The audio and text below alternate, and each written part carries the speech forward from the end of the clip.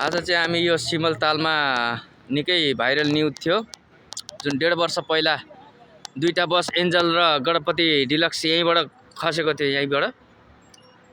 यहीँबाट खसेको थियो। त्यो बस कहाँनेर हो भन्न थालेर यो विशेष गरी अनुरोध भएको कारणले मैले देखाउनलाई यहाँ रोकिदिएको छु एकछिन। आज पनि उत्खनन भइरहेको छ तर भेटेको छैन। मैले चाहिँ यो सानो भिडियो जुन लिएर आएको छु, यो झोलुङ्गे पुलबाट त्रिशुली नदी हो।